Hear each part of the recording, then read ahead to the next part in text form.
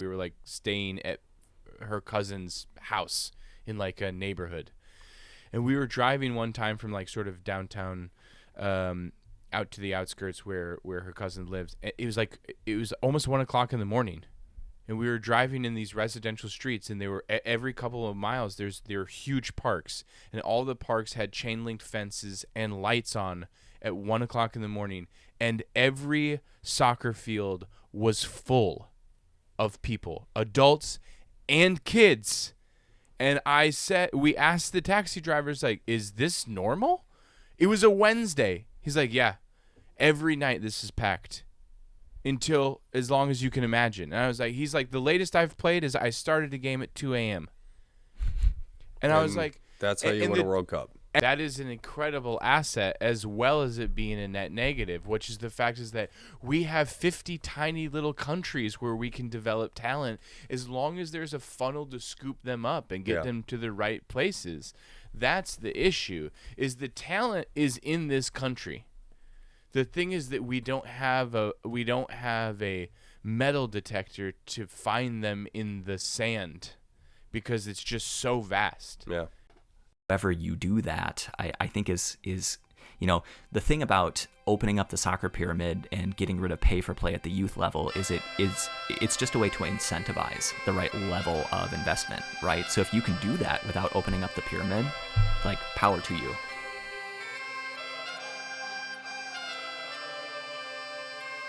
All right, ladies and gentlemen, welcome back to American LFC, the video podcast where two American brothers talk everything Liverpool Football Club. Today we have an incredible guest. Brandon Peak is joining us. He is the women's high school coach at my alma mater, at Eli's alma mater, and at Brandon's alma mater. Eli is assistant coaching him this season for the women's team, which begins in a month. Today we're doing a segment we are calling Coach Corner. We're talking to Brandon about what it is to be a high school football coach, soccer coach in America in the 21st century. Brandon, thank you so much for joining us today. Yeah, thanks for having me on. This is awesome. Any chance to come on and talk football, I'm all game. Well, we're very excited to have you. So do you want to just give us a brief introduction about maybe how you got into coaching and what your experience in football is, and maybe what it's like coming up through a small-town American football program and how you got to where you're at? Yeah, absolutely. I think I started playing really young, when I was probably 6, 7 years old, and something that was kind of unique to soccer in our community. We had several different levels of it. We had kind of recreation programs. We had a really nice club team, traveling team, we called it. I'd obviously played that all the way up through getting into high school. I played all through high school. I actually made a little bit of a transition during my high school career where I stepped outside of Platteville for a little bit to play some competitive youth Premier League soccer for a club in Madison called Madison FC. This is kind of a few years before college, and I was thinking I was really going to give playing college ball a shot. So it's going to clubs, Olympic development program, like that sort of thing. Kind of got pretty close to going into college, and came to a realization that probably my best quality as a player was not my my athleticism or my skill, but it was my brain and my intelligence. And realized that while I probably could have made the team where I got my undergrad on, I wouldn't have played a ton. So I decided to go right into coaching. I got my badges from the USSF, the youth coaching license. Kind of had a few years as a club coach and got hired on as the boys varsity coach at Platteville Lancaster, our alma mater. When I was 22 years old, I got hired on as the boys varsity coach. And from there, it's the last 12, 13 years have been history. Awesome time. So, yeah, I have some experience at quite a few levels. One thing I actually neglected to say there in between my club and high school coaching, I actually did a year as the men's assistant coach at University of Wisconsin Platteville. So I've got kind of experience coaching at tons of different levels across the American soccer pyramid. So. That's awesome. That's very cool. Eli, you said you had a couple of questions that you had lined up. I just want to make sure that I'm hitting them. What was your first one that you had? So let's talk maybe briefly about developing we'll say, a non-traditional program in rural United States, right? And I say this a little bit selfishly because this is one of my research questions for my master's this semester. So let's just talk a little off the cuff. So outline the answer. So yeah, if you can put it in bullet form for me.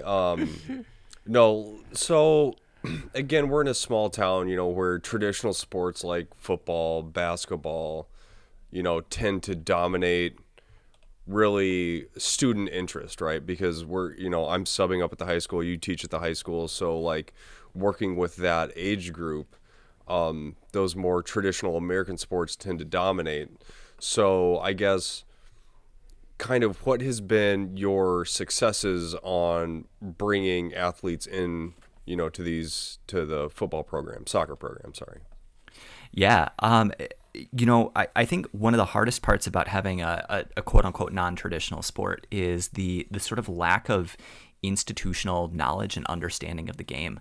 You look at like an American football or a basketball program, and you have generations of families and parents who have been playing these sports, right? They grow up watching them. The parents know them. I think the biggest difference between a sport like that and a sport like, football, European football, what we call soccer here in the States, a lot of our players don't grow up watching it. So you really have to overcome that lack of institutional knowledge. And it's where being a really dedicated teacher pays a lot of dividends, because you have to do a lot of teaching of the game that I think people of more traditional American sports, or perhaps overseas football players, they grow up, they're ensconced in the sport, right? Mm-hmm. So it's interesting you mention that, because I even noticed being the assistant on the boys team in the fall that our soccer players were talking about the NFL. I'm like, guys, you're watching the wrong football on the weekends. What's going on here?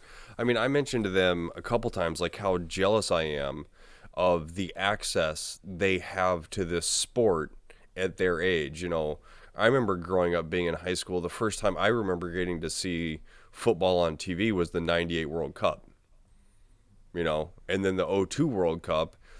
And then, 10, 12, 13 years ago, we finally got NBC, or however long ago. Well, it was on Fox Soccer before then, and then NBC bought it. And so now with NBC having it, I get to watch football to my heart's content, and Paramount has all the other leagues. So I get to watch everything I want now. And I think they almost take it for granted that they have access to this. Because I'm like the kid that was deprived it growing up, right? I didn't get the Christmas present I wanted, so now that I'm an adult, I'm going to get it for myself as much as possible. Yeah, also it's interesting to think about that. That's kind of happened, this revolution that you're talking about has happened in like the last 5-8 years. Yeah. Right? Like I don't know if you remember this, Eli, because this may have been after you graduated. I remember seeing the first Champions League game I ever saw was somebody's uncle had taped it off of pay-per-view, and we saw a semifinals leg of Manchester United versus AC Milan at the Bernabeu Stadium on a VHS tape. Yeah. You know what I mean? It's like now kids are like, they got all of it here in their phones. They got tutorials they can look up on YouTube about how to do the Ronaldinho like elasto leg move, and it was just like we didn't have any of that. We didn't even it's so wild. It's incredible the resources they have. I'm sorry, I'm speaking from a place of jealousy. Brandon, please continue what you were talking about. Yeah. So that's it's speaking about the technology, I think that's been kind of a blessing and a curse at the same time, because on the one hand, kids have access to so much more stuff online today, but the converse is also true, because I remember back to my playing career, and because we had that technology, we were out playing a lot. The guys that I played high school with, it was like every day when the weather was good, we were in a parking lot somewhere or a field somewhere and just playing. And my perception is, even over the time that I've been the coach, is just the playing is less, right? The pickup games is less. And so I that can be, the technology there is a little bit of a double-edged sword, because I think I do lay a lot of that lack of playing kind of at the feet of technology, and just the cornucopia of options that kids have to spend their free time with, right? Yeah, it's changed. That's interesting. It's interesting you mentioned that, because I was subbing on Friday and was talking to one of the students, and they were asking me like, oh, like what video games do you play? And I'm like, I don't play video games. They're like, well, did you have any like video game systems growing up? I'm like, no, PlayStation came out when I was in high school. When I was a kid, my parents kicked me outside. They're like, we live a block away from a park, go play in the park. And I remember Nate and I would just spend hours over at the park kicking soccer balls at each other, or kicking balls at the building that was over there, trying to practice free kicks, at the shelter. Yeah, well, that's before. I mean, whenever I visit now, it's like that park has soccer goals in it. Yeah, it has like a U11 there are field soccer on it now, like or small U9 fields. field. Like when we were growing up, none of that. I know that we're like creating this woe is us like thing. It's not that way. Like there were ample fields available for us to play on. They just weren't designated or designed for the sport that we very much wanted to play. Yeah, that's true. I remember the guys from my class, we invented a game where we would basically it would just two of us would play, but we would be on a baseball diamond, and we would take turns shooting free kicks into the other dugout, which of course had about 6-foot chain link fence on it, and then you would play goalkeeper, and then the only amount of the dugout would be this much, so you had about 18 inches of space to try and score a goal into this thing. I was like, kids, I'm sure, don't do stuff like that anymore because they have a soccer goal to shoot at. We'd also talk about like training yourself to always shoot for the upper 90, right? Yeah. It's interesting. It's like, it's just like, that's probably just how life is. It's how every generation is. I'm sure our parents were just like, oh, our kids were so lazy and had it so easy. Yeah, it is great that they have access to all that information. It is interesting to hear you say that, because it's definitely something that I wouldn't think about, is the double-edged sword of it. Do you feel like you have the tools available to you to combat that with your players, or even with students that you're trying to get involved in the program? Yeah, if I were to answer and say in a vacuum, I would say 100%. I think I think one of the things I've noticed about kids too is that there's so much competing for their time and attention too, especially in a school the size of Platteville, where we all grew up, and where Eli and I coach right now. There's just so many things, and I think a lot of the hobbies, music, like this sort of thing, it's becoming a lot more professionalized now. Just a lot more time and expectations and pressure on kids to do these things. So that's kind of a double-edged sword as well, because I feel like I have more tools, but at the same time, everybody else has more tools.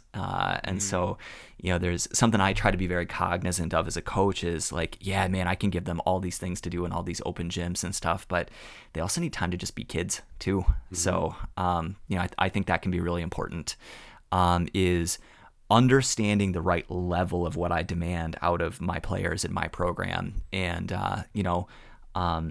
would I love it if we went and won a state title? Absolutely. Right. But I don't want to turn them into robots or automatons or that sort of thing, to achieve something like that. Right. I think looking out for the human and the human beings that I'm coaching is also a priority on top of developing soccer players. So, yeah, another double-edged sword to answer your question there. Yeah, too, it sort of begs the question of what is the goal of sports, really?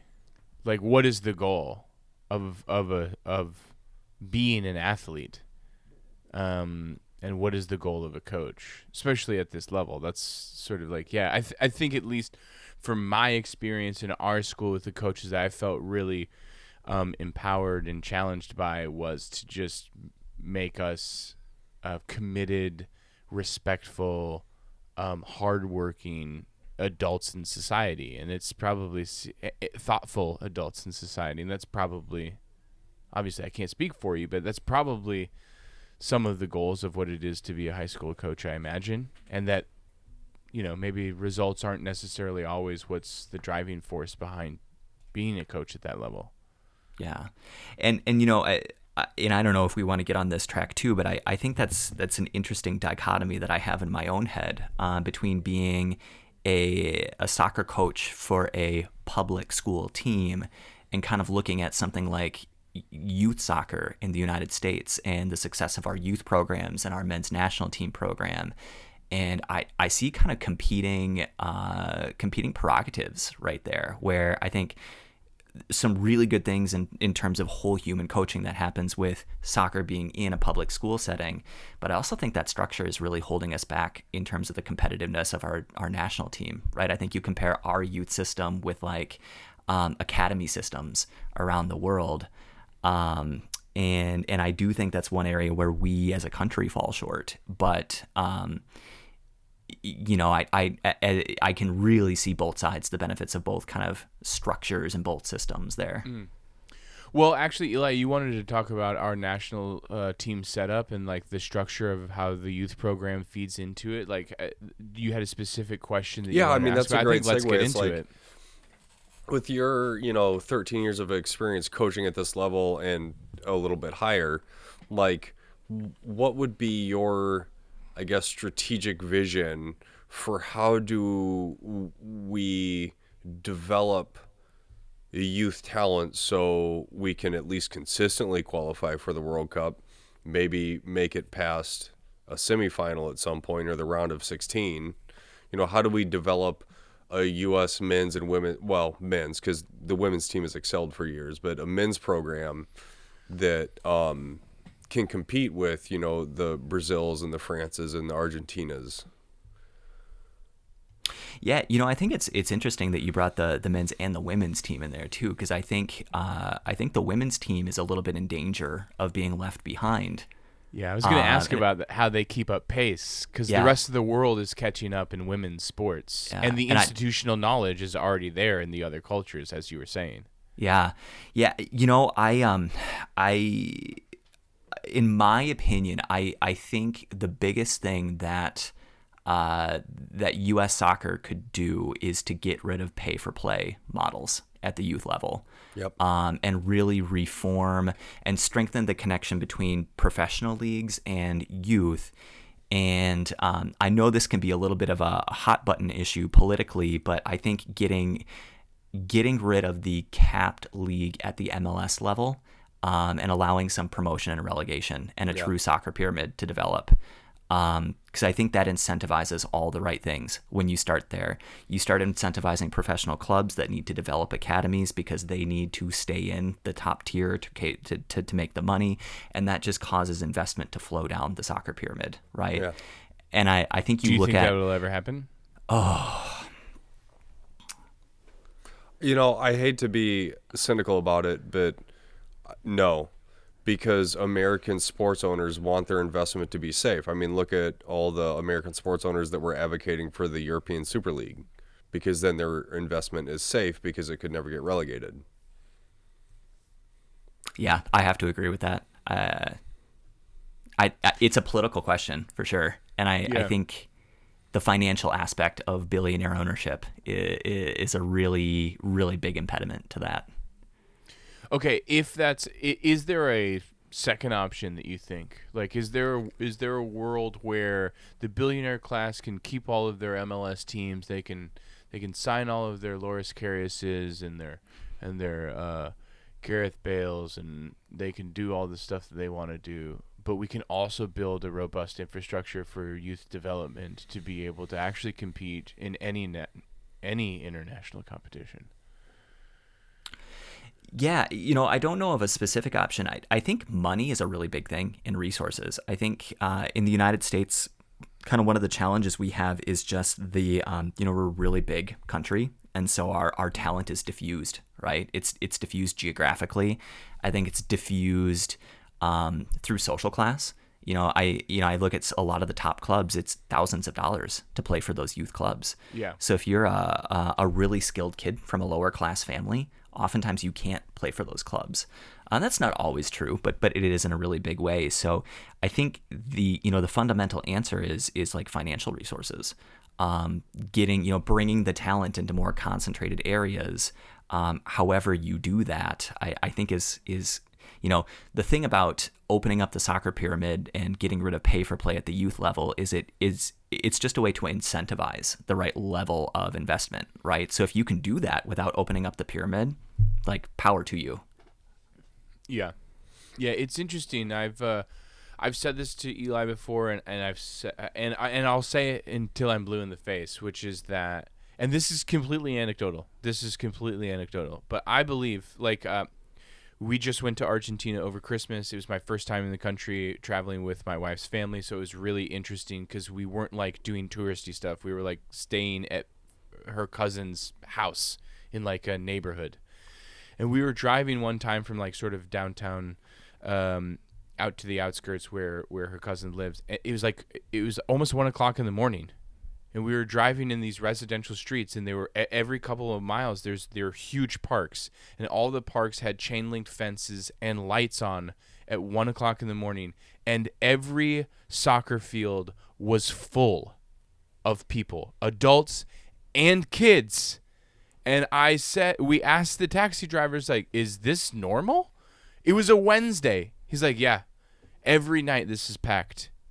Until as long as you can imagine. And I was he's like, the latest I've played is I started a game at 2 a.m. And I was like, that's how you win a World Cup. And the truth is, the thing is, America doesn't understand that. We break things into what I think that you're describing, this pay to play model, right? The idea is that we want to create a world where the best must invest into being the best. Right? Where we're building this thing where it's you take the best coach buses, you get the best fields, you get all the best jerseys, all this sort of stuff. Instead of, we don't have a culture that sees this as a way for people in difficult circumstances to get out of them. Whereas that is what kids do in every other corner, neighborhood, barrio, in the world. It just is. And it's we can't compete with that. It's the kids who are playing those sports in America play basketball and American football because they see an opportunity to get out. And it's until we can culturally shift, I don't know how we compete, because you don't find Lionel Messi at a club outside of some prep school in San Francisco. You find him just playing in a dirt field when he's supposed to be at school. That's the truth. Yeah, I mean, I have spent the last several months just reading as much about the history of soccer as I can. And it really gets into when the sport came to the States, the demographic groups that it was popular in, and the fact that there was already an established national pastime, which was baseball at the time, when soccer came. And it was brought by basically immigrant kids, and they abandoned playing it because it was one more thing they were made fun of for. So in the late 1800s, when it came, it was kind of suppressed and abandoned by the people that would have brought it here, where the rest of the world got it from British sailors and tradespeople that came to their country to either build the railroad, their textile industry, whatever. That it was kind of the British working class that took it everywhere else. Here, that didn't really happen. It was brought by immigrant families, and like I said, they just abandoned doing it because they were already being harassed for other things. So we're not going to get harassed for one more thing. We're going to play whatever helps us fit in. And it's been fighting an uphill battle, since then. Yeah, I think there is a really interesting reputation game with soccer, as I see it in the rural community that we're in, right? In that it's, and I think this is true for a lot of the United States in general too, but I think it's seen as a game for non-white Americans, like immigrants especially, and women, right? Or it's sort of a prep sport that you do in a really very white, affluent suburban space, right? And I think it's not taken really seriously as a sport in a lot of the United States in the way that like perhaps football or basketball or something is. And I definitely see that in the team and the community that I coach in. I think it's still kind of in the mind share reputationally for people. It's not really seen as a serious sport. And I think a big part of achieving success is kind of developing like a sense of, like a sense of like, no, this is a serious sport. Like, put your chest in the air, right? You got to be competitive. Take this seriously and compete really hard. Have some self-respect for yourself. And it's one of the, how do you overcome that at a micro level, like a community level for one program? But how do you kind of change that perspective at a national level, at a systems level for United States soccer too, right? I think that's another really central question, in addition to the finance one, in my mind, is like, how do you change that perspective of soccer as a really serious sport?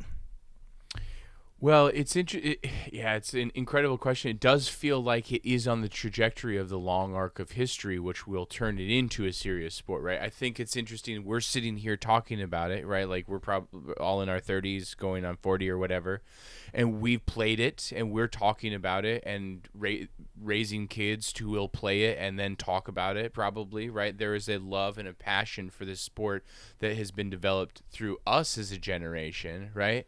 And I think the thing is, again, this is completely anecdotal, but like, I feel like a lot of my friends here in particular are aware of it. They understand the sport. They watch it. They enjoy it. They might not be avid fans, but when the World Cup comes around, like, everybody, at least in this city, becomes a football fan. Like, everywhere is packed. People are out. They're like trying to see, like, I feel like in urban city centers, because there are large populations of first generation immigrants and people just maybe understanding the sport a little bit more. And I think the thing is, like, once we get a couple generations removed from that in the American experiment, then hopefully it is taken seriously. I also think the gains in the market share of what the MLS actually is will be imperative for the success of the sport in America as well. Yeah, and I do have to say, as I ragged on MLS a little bit at the beginning, but it really has come on. I think in the product, the level of play on the field, and I think as you said, Nate, the mind share of it within folks. Like, I look at like the Seattle Sounders fan base and stuff like that, and like, that's a pretty serious organization, and just sport in general right there. So the trajectory is a good one, even if I want to see it go a lot faster. Yeah. It is interesting because that's like pretty indicative of the history of the spread of the sport in Europe, right? It started in like port cities in urban areas where the aristocracy was playing it as kind of like a yuppie prep school type activity. Mm-hmm. And then basically after World War I, it was taken over by the working class, and then it starts to diffuse to the more rural areas. So, this is like the history of the spread of the sport. It's just we're, like 140 years behind, or will be, And because we are competing with so many other sports, and just the geography of the geographic size of the country that, you highlighted, it's going to be a long uphill battle, But the thing is like, that is a double-edged sword. That is an incredible asset, as well as it being a net negative, which is the fact is that we have 50 tiny little countries where we can develop talent, as long as there's a funnel to scoop them up and get them to the right places. That's the issue, is the talent is in this country.